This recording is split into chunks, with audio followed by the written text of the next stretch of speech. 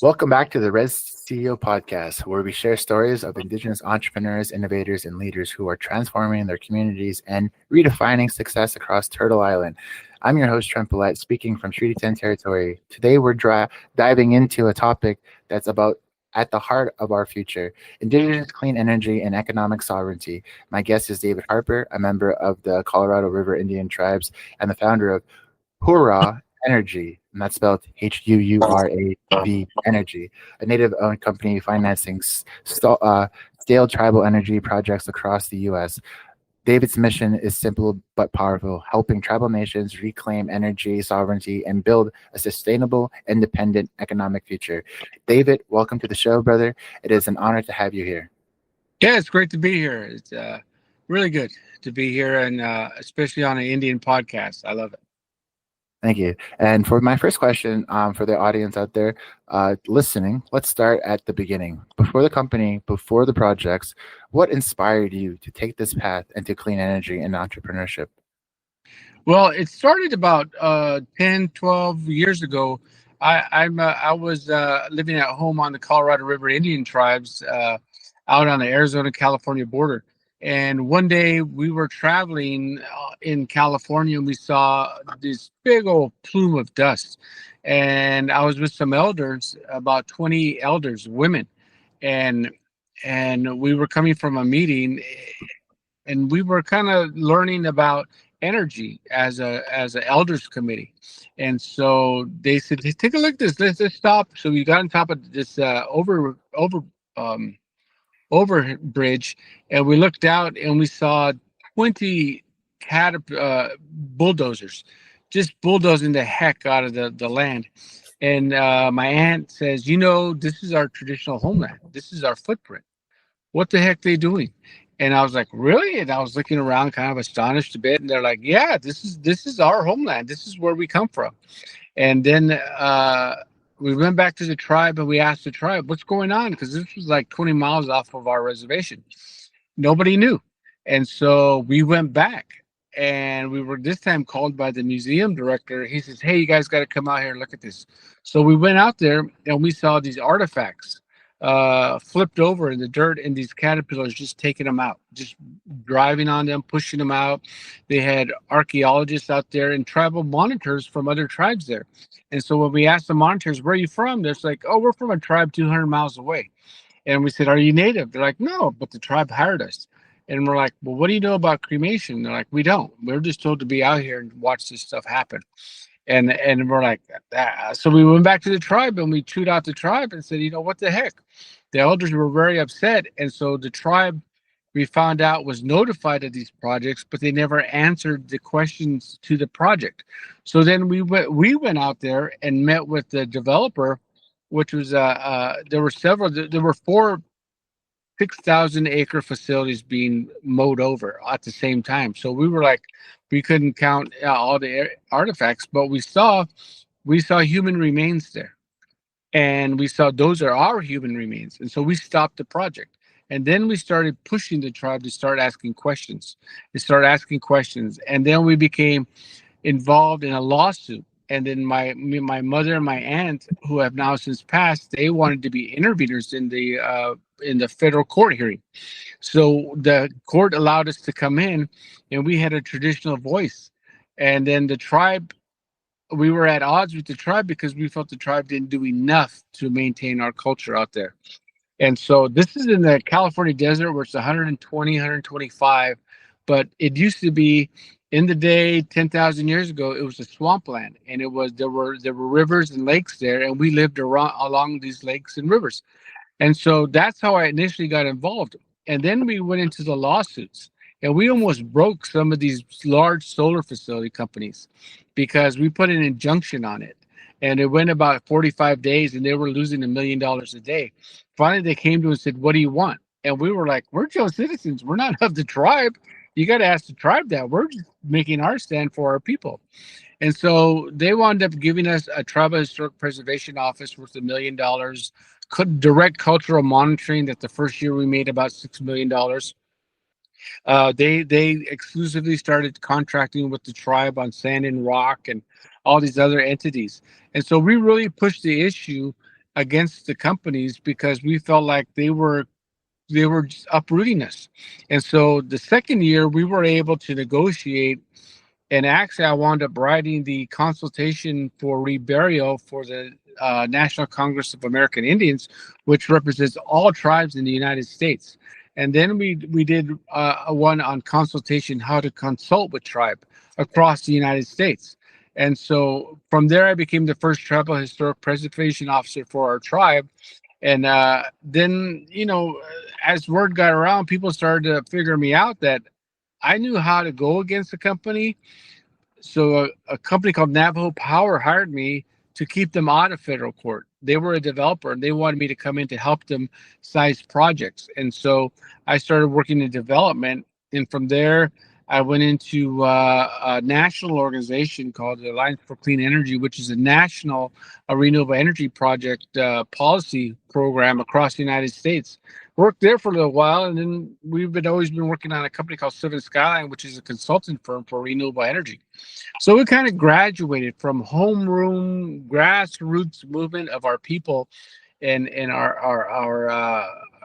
our remains and our seeing that happen to coming to a realization. If I was on the top of the heap, I can keep that from happening. I can steer companies away from that and really preserve our culture if we had a voice at the table.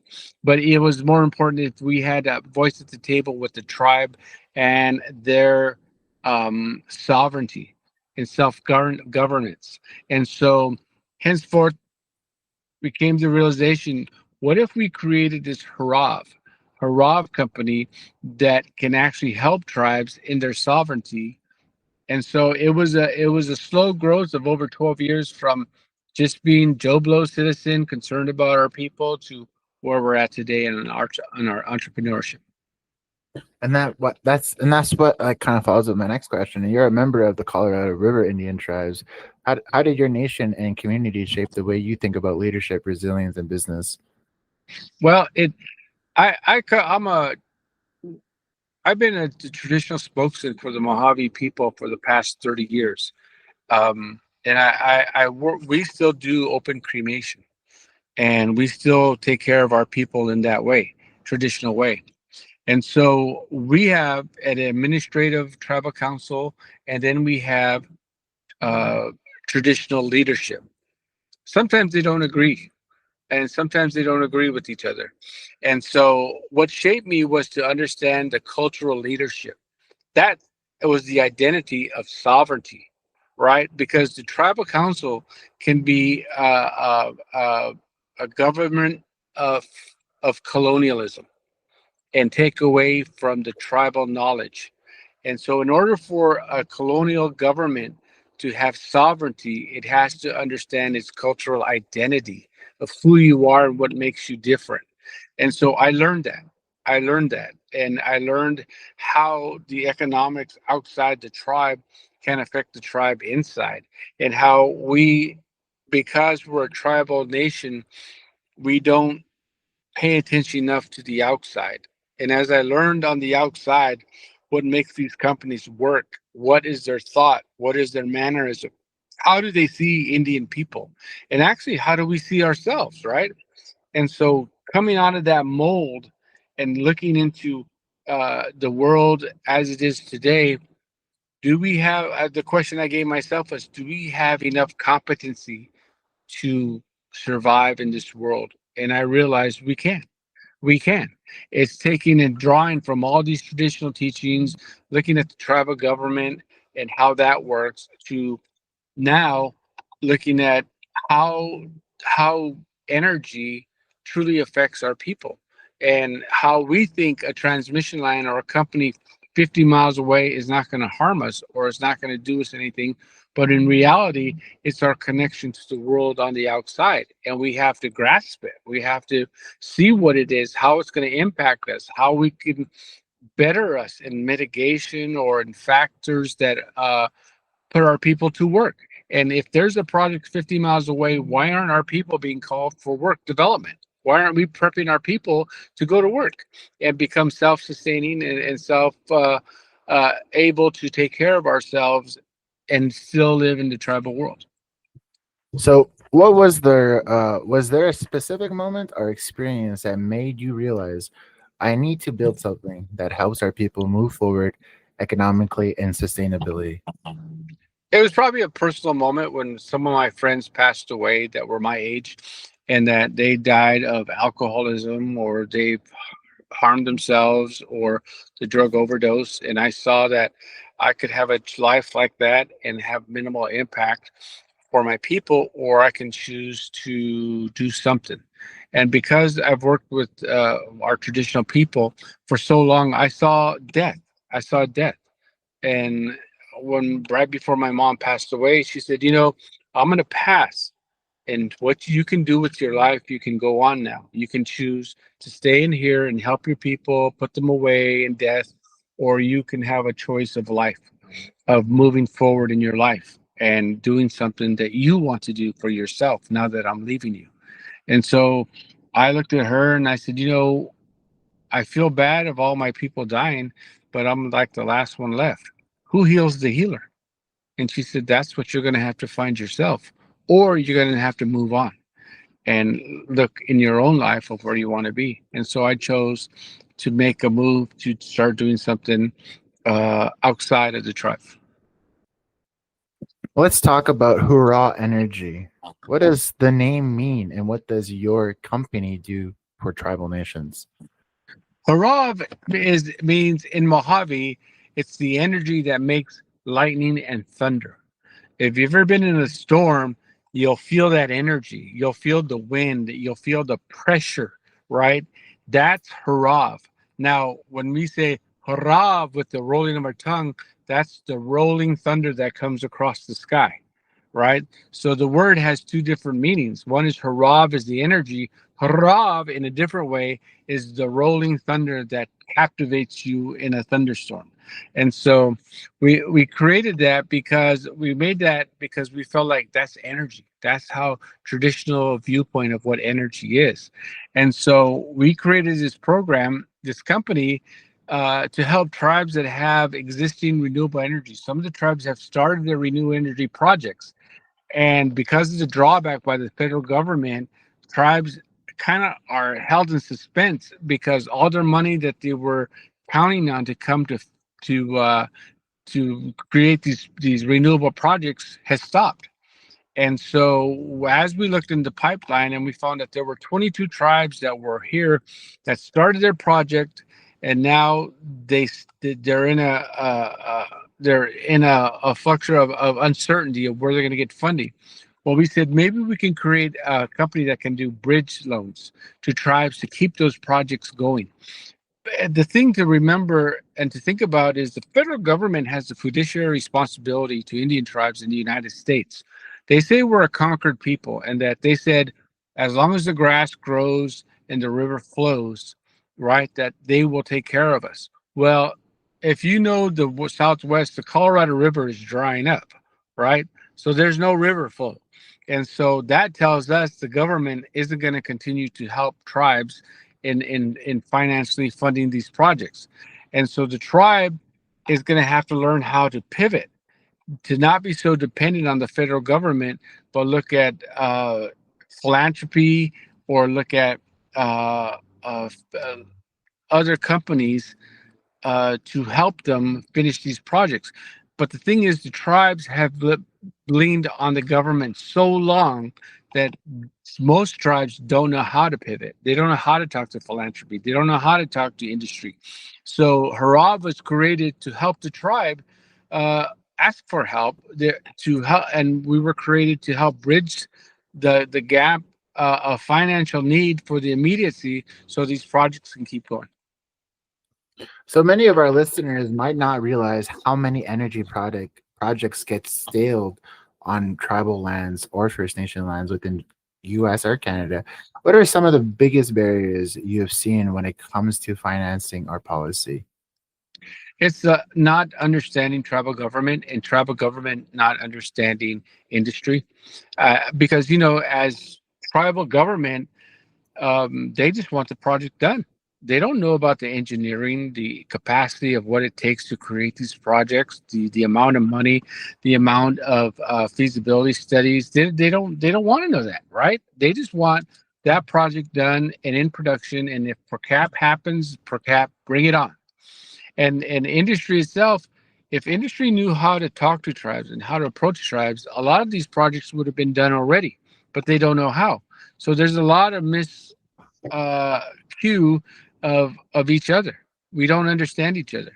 And those tribes that were able to network through the casinos, some of them had non-Indian people negotiate these contracts, or they hired non-Indian people to work on their behalf. But most tribes don't have tribal utility people or tribal engineers working for the tribal government, and the tribal government doesn't understand their capacity. And so you'll find a lot of times tribes don't have tribal engineers, they don't have tribal planners or tribal people that know how to negotiate big money.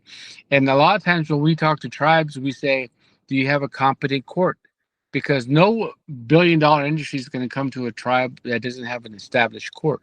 Does the tribe have an accounting program that can hold millions of dollars? Because no company is going to come to a tribe that can't count millions of dollars, be accountable for that. So, it works on both sides. Is that coming to an understanding and bridging the gap of our gaps of how we relate to each other. So, like within your work, how do you balance the urgency of progress with the responsibility to protect the land and honor the culture? Well, there's a big question. I'll tell you an example. I was up in Nez Perce Indian tribe, right? They were talking about putting solar on Chief Joseph's homeland, on his home site. And I went to the Nez Perce. I said, I'm very honored to be here. It's one of my bucket lists to come visit Nez Perce and to see Chief Joseph's homeland. I'm honored. I read about him in the books. I read about him. I understand his plight. I see what he's done. And I said, but I can't see myself helping negotiate a solar on his home site.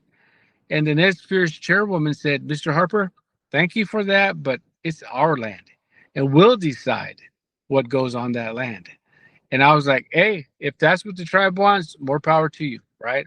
But it's when the tribe has its own voice of where they want to be and how they want these projects to go, we follow the tribe.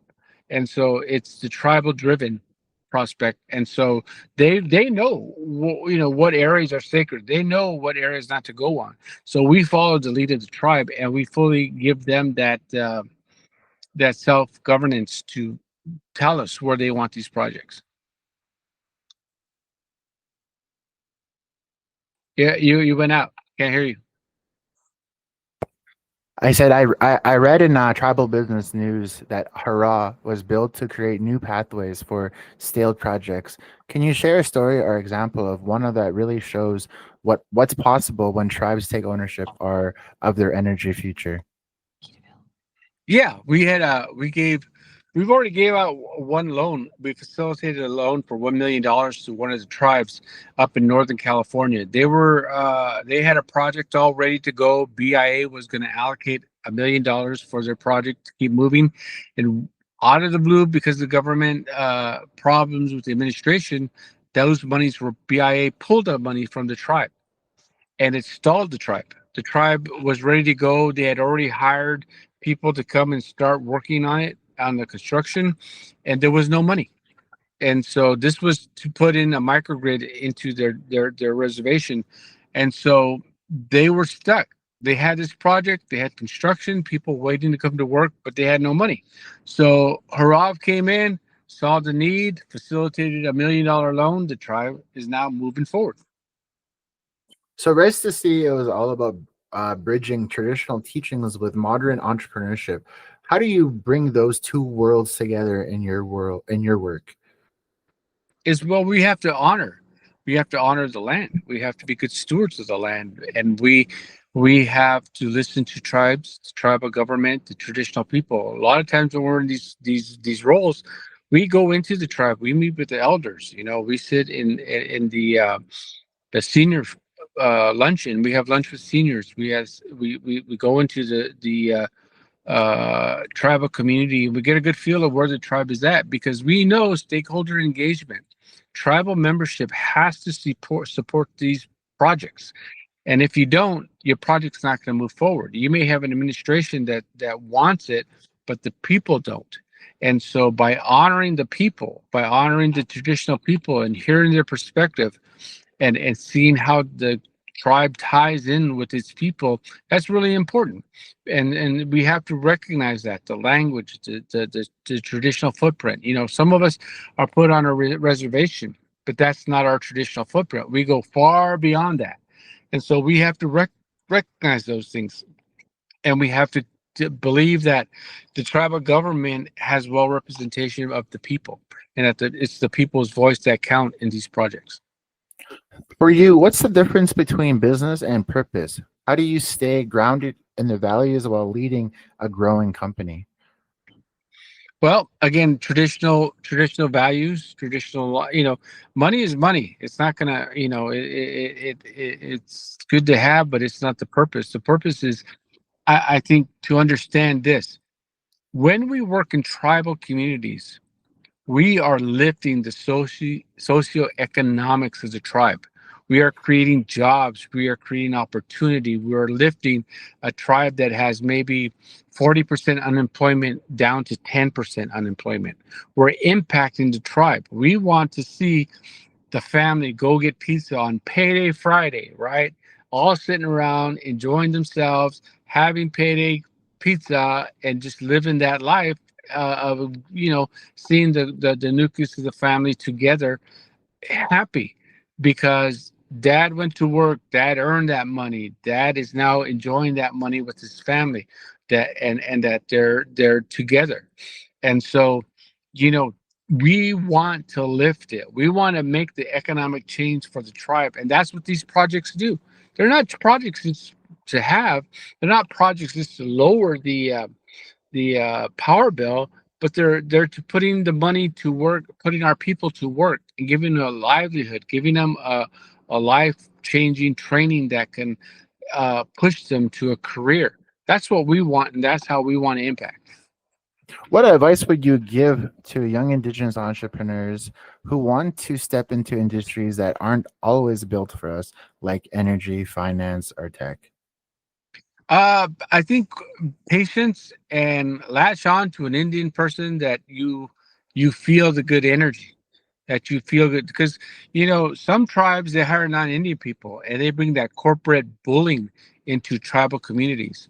Sometimes if you look, some of these tribes have these non-Indian people in the front with no Indians in the back, being trained to be the next CEO, right? Go to school, get that degree, get that engineering degree, or have that, create that, you channel your passion and what you feel you need. Never forget, it's the people's need before yours, right? And so if you channel that into doing something that is maybe different, and something that is impactful, and you believe in yourself, and you believe you can get this done, and you get the support of the elders, and you get the support of mentors, you can go a long way. Or you can choose not to, and you could sit at home and look at other people and see what they got. But you don't need a lot of money to make impact in your community. You don't need that. You just need to have that desire, and the good vision, the good thoughts. I always say a spiritual journey. If you believe in a spiritual journey, money will come when it comes. The timelines, you can create timelines, but it's creator that's going to give you those timelines that are going to be completed. It's the spiritual guidance of within yourself that you can do this, and creator will help you. But you have to be humble, and you have to be able to believe that there's far something greater that's going to guide you. That's why on Reservation Dogs, that's why I loved it when they came out with that show. And he was like, "Oh, young warrior." And I was just like, I was like, there we go. And then he was like talking about like on today's radio show, and it was just like he was just on the side of the show. You know what I mean? Like like you know that's why I've always tried to recommend such great content for our listeners. Like things that are impacting our nation, especially when we speak about the young generation, right? And that's how I find that we can give back by giving the opportunities that will can see, right? And that's why they like content. So like we talked about mentorship being a key to lasting change. Who mentored you, and how are you passing that torch forward? Well, I was School of Hard Knocks. This isn't my background, and so I used to have to read and read and read and read the same thing over like 20 times, and then I'd go ask questions, questions of what I read, and I had to really put aside my shame and ask questions. Why not this? Why not that? How come we don't do this? And then somewhere down the road, somebody latched onto me. And then they're like, hey, maybe we can help you. And actually, it was somebody from the Nexera company that said, David, I understand you're trying to help your people, and let me tell you how to do this. And that was a company that I was going to federal court with. One of the ladies said, I will help you understand this. And so she pulled me aside and went over all kinds of stuff with me, right? And then as I got more into the industry, even my partner Jen Ruda from Seven Skyline, started telling me like this is the technical side. And so I would ask questions and I would read, just do my homework. And I hated homework as a child, right? But I realized if I had to have an impact, I would have to really put it within myself. But I also I had this great relationship, and it wasn't even, it was a great entry with some of the AIM guys, American Indian Movement. They taught me more so how to be Indian. And they were like, man, let me tell you something. If you believe in your Indian people, you're part of AIM. If you believe in the struggles that the people go through to be better, you're part of the American Indian movement. You're part of us. You will always be part of us. You are part of these people that make change for the betterment of our people. So from this day forward, you will always be part of the American Indian movement. And I took that to heart because I was a college guy playing football, and I never identified with being Indian up to that point. And so when I saw the historical value that American Indian movement had in the communities, I latched on big time. I latched on and I started learning my culture. I started learning who I was, where I wanted to be. And so they were a big part of my mentorship of just being an Indian person and not being afraid to be Indian and having that voice for Indian people to speak out and not just sit there and let things happen. And so that translated into the non-Indian world of having that same ability to speak, to ask, and to have a opinion, but still maintain that value as a Native person of who you are.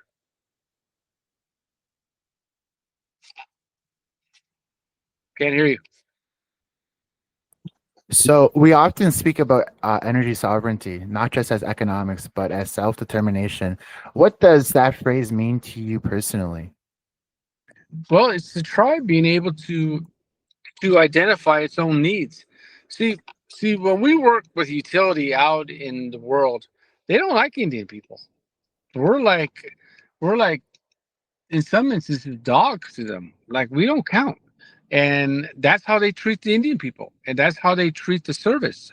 We've been in tribal communities where the poles were 100 years old. That's why there's so much fires. And so we saw where the utility company came in and said, we're going to have a blackout. We got these generators right here. They blacked out. They took the generators to the white communities. Saw that all the time. And so we see that at that point on sovereignty, energy sovereignty, we need to have our own ability and our own accountability to ourselves to be self-sufficient. And so we have to come up with our own identity of where we want to be in the energy world. And that may be a utility, that may be a small microgrid, it may be weatherization, it may mean utility scale, but something that is for us, that we can self-regulate and understand. There's a saying, anybody could put up a solar facility, anybody, because it's in a recipe. You go A, B, C, and D, and boom, it's built. but it's the movement of the people and the spiritual value that land has, and that the tribes incorporate that sovereignty in the spiritual realm that regulates the goodness of that project. And that's what we have to come to terms with, is that in self-governance, in self-reliability, we need to create our own space and believe that we can do that. And that's what that means to me. And then, so for when we think about the next 10 years, what do you see for tribal energy, sustainability, and indigenous-led businesses? I think most in the United States, most tribes are going small, weatherization and microgrids. And I think that in some of the tribal communities, that's enough, because it's resiliency and the ability. Sometimes we see these projects are needed on tribal communities because that's the safe haven during storms, during blackouts. They have to have a place, a resiliency place, where they could be safe. And that's enough for them. But I think that when a tribe comes to their own identity and they're able to do that in the 10 years, that is self-governance, that's self-sustainability, that they've accomplished where they want to be. And so there's 574 tribes in the United States, and there's probably maybe less than a quarter of that are doing renewable energy. And then even less than half of that may succeed, because if they're able to pivot and get other funding sources from the federal government, they may succeed. And so, I think that as we see industry and as we see the government fading away, tribes are going to have to learn to survive. And it may not just be energy. It may be the federal cuts to food, to self-governments, some of the stuff that the federal government supplies, that may go away, right? So the tribal government may turn into a county government, having to rely on state grants and county grants, and having to find other ways to fund their programs. And so it doesn't stop at energy, it stops across the board. And so tribal government, the tribal council itself may have to upgrade its game in being able to provide support to its tribal community. And then for what you've built something powerful. What keeps you grounded through the challenges? What's your why behind all of this? Well, I go home and I see young kids. I have nephews and nieces that lost their parents, and they're being raised by their aunties, and they were going to school with no shoes, with a blanket on for a jacket. That's what drives me, because they don't have to be like that. They don't have to live like that. And so none of our Indian children should have to, or any kids should have to live like that. And so that's what grounds me, that we need a better government, a better access to service, a better way of life for our children and our children's children. We have to show that this is just a moment that you're living like this, but there are going to be better moments. And so we have to provide those better moments. David, thank you for sharing your journey and the incredible work you're doing through HuuRav Energy. What you've built goes beyond clean energy. It's about reclaiming power, literally and spiritually, for our people. For everyone listening, you can learn more about HuuRav Energy and the work David's doing to support tribal nations in clean energy at HuuRav.com. Don't forget to follow RezToCEO on Spotify, YouTube, and RezToCEO.com for more conversations like this. Until next time, remember, our stories are our strategies, and our future is to build by those who dare to lead. This is Trent Billette signing off from Treaty 10. Keep building, keep believing, and keep leading from the res to the world. Thank you, David. Thank you.